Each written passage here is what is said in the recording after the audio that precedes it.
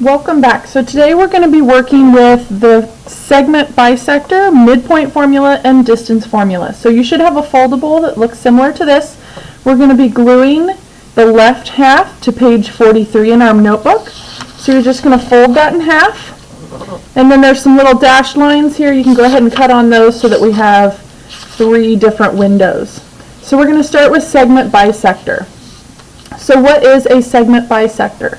So similar to when we were talking about angle bisectors, a segment bisector is a point where something cuts through a segment at the midpoint or halfway. So we have 2 congruent pieces here. So things that could bisect a segment are things like a point, a ray, a line segment, a plane, any of those different kinds of things that we talked about that very first lesson.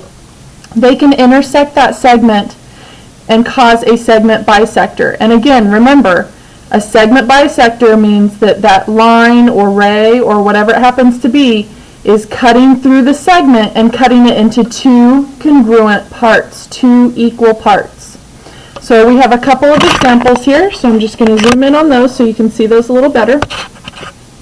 So the first one here, we have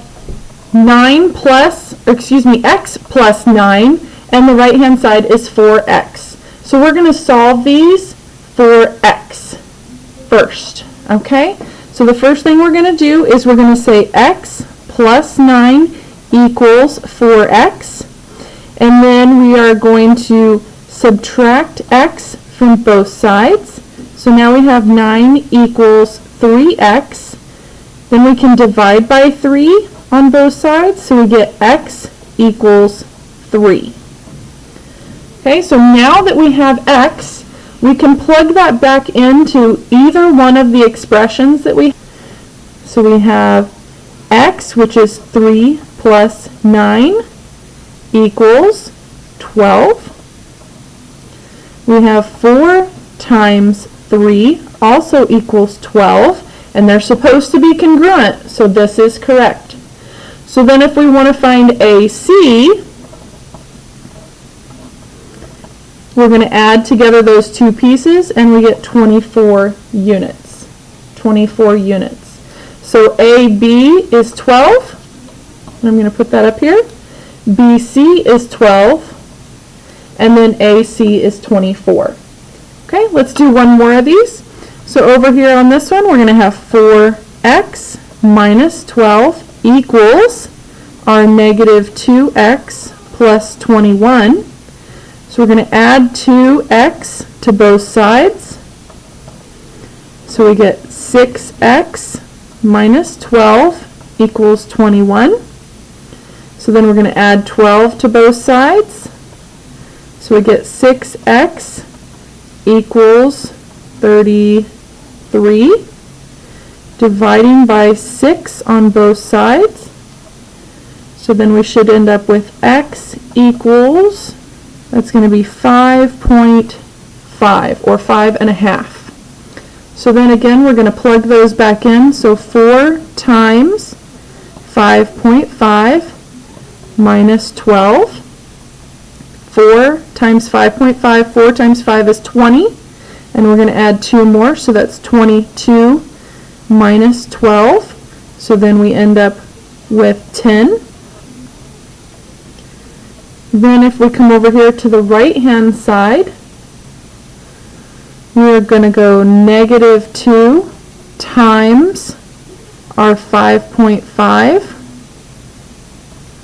plus 21. So a negative 2 times 5.5, negative 2 times 5, we're going to get a negative, that's 10, and then the half makes 11, so negative 11 plus 21 equals 10. So each one of these segments is 10. So then what if I wanted AC? Well, AC would equal 20, because we're going to add those 2 together. Okay? Alright, so let's keep moving there. Next one is midpoint formula. So our midpoint formula, we're going to take 2 coordinates, and we're going to take the x values for those 2 coordinates, Add them together and divide by 2. That gives us our new x value for our midpoint. The y value of our two coordinates that we have, we're going to add those together and divide by 2. That gives us the y value of the midpoint. Okay, let's go ahead and look inside of our foldable here. On the left side, we have midpoint. The midpoint of a segment divides a segment into two congruent segments. And we just talked about that a couple minutes ago. The midpoint formula, so we have if A equals x1 and y1 and B is x2, y2, those are the points in a coordinate plane, then the midpoint M of AB has the coordinates of x plus x over 2, y plus y over 2. So let's take a look over here on the right and see how that actually works. Okay? So we're going to give that a try here. So for this first one, we're going to find the midpoint of segment AB. So that's this one here. So the first thing that we have to do is we need to get the coordinates for both A and B. So the coordinates for A, that's a negative 4, 1. We went to the left 4 and up 1. The coordinates for B are 2, 4. We went to the right 2 and up 4. So then we're going to use this formula right here. So we're going to take x plus x. So a negative 4 plus 2. Those are our x values divided by 2. Then we're going to have our y values. So that's 1 plus 4 over 2. Then we just simplify. So negative 4 plus 2, this becomes a negative 2 over 2. 1 plus 4, that becomes 5 over 2. So then this equals negative 2 over 2 is a negative 1. And 5 over 2, that reduces down to 2 and a half. 2 and a half. You could also have left that as 5 over 2 if you'd prefer. For the next one, now we're going to find the midpoint of CD. So that's this other segment here, CD. So again, we're going to identify points C and D. So looking at C, we're at 1, 1. We went to the right 1 and up 1. For D, we're at 5, negative 5. Went to the right 5 and down 5. So then we're going to use our formula. We're going to start with the x's again. So we have 1 plus 5 over 2. And then we have 1 plus a negative 5 over 2. Now we're going to simplify. This is 6 over 2. 1 plus a negative 5, that's a negative 4 over 2. And then we're going to keep going here. 6 over 2 is 3. Negative 4 over 2 is a negative 2. So we end up getting the coordinates 3, negative 2. 3, negative 2. Okay, so next is going to be our distance formula. So we have one more left here. Our distance formula, distance equals the square root. That symbol is square root of parentheses. We're going to take our x2 minus x1. So just like we had up here with our x values, this time we're going to subtract them, take that value squared plus our y values, the difference between those, so subtracting again, and squared. Okay, so the distance formula. So again, we're using x1, y1 is 1 point, x2, y2 is our second point. They are the points in our coordinate plane. Then the distance between those, we can find it with this formula. So again, we're subtracting the x values, squaring it, plus the difference between the y values squared. Okay, so let's look at an example over here. So for this first one, we're going to find the distance between A and B, from A to B. So again, we have to identify A and B. A and B. So for this first one, we have a negative 3, 5. For B, we have 2, 3.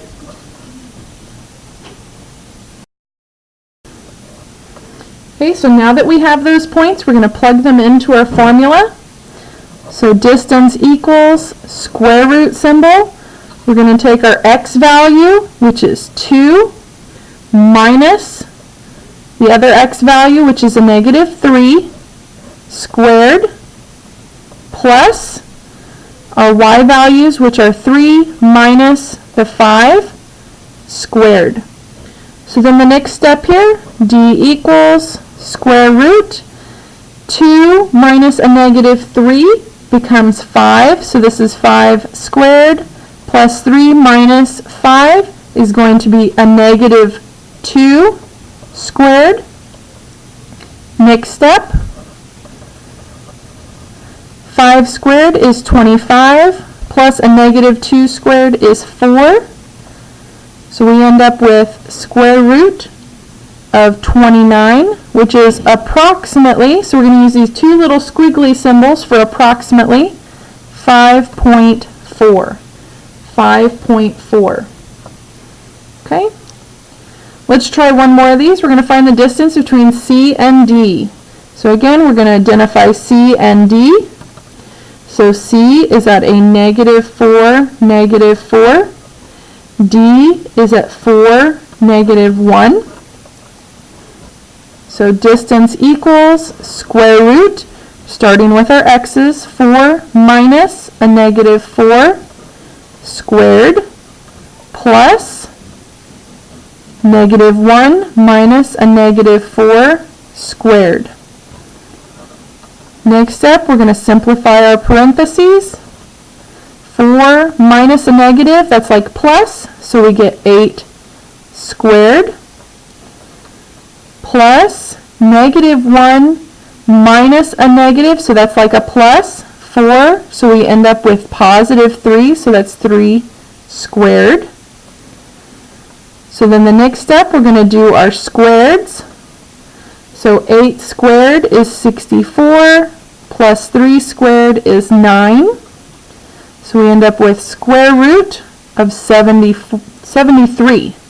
73 there, and that's approximately 8.5. 8.5. Okay? Alright, so that's it for that foldable. So you do have a second page that I passed out to you. The second page is your doodle notes. Those are going on page 42 in your notebook. So on page 42, first thing we're going to do here is we're going to be filling in our midpoint formula. So I want you to fill that in yourself. You should be able to fill that out based on your foldable that we just did. So a couple things here. The x coordinate comes from the average of the x values from two endpoints, halfway point horizontally. The y coordinate comes from the average of the y values from the two endpoints. That's the halfway point vertically. Okay? So you're going to fill in your formula here, and you're going to go ahead and plot these 2 points on the graph that I gave you, and then you're going to find the midpoint, and your work should go right here. So you're going to get me a set of coordinates. Then on the bottom piece is your distance formula. So for this one, again, you're going to fill in using your foldable that we just did together. You're going to fill in the missing pieces here. So then over on this side, we've got the Pythagorean theorem. Now, we haven't really talked about the Pythagorean too much yet. You've probably heard it from middle school. So I'm going to go ahead and fill this in for you. The Pythagorean theorem is a squared plus b squared equals c squared. The Pythagorean theorem applies because a right triangle can be constructed with the length of the hypotenuse equal to the distance between the 2 points. So if we look over here at the picture, we have 2 points, B and C. So the subscripts for 1 and 2 represent the first and second X and Y values. You can choose which is which, but then you must stay consistent. So it doesn't make any difference whether B is 1 or B is 2, C is 1 or C is 2, but whichever one you choose, you have to keep it that way the whole time you're working the problem. You can't switch and use one of them when you're doing the X's and one of them when you're doing the Y's. But if we look over here, we can connect B and C, and we can actually turn this into a right triangle.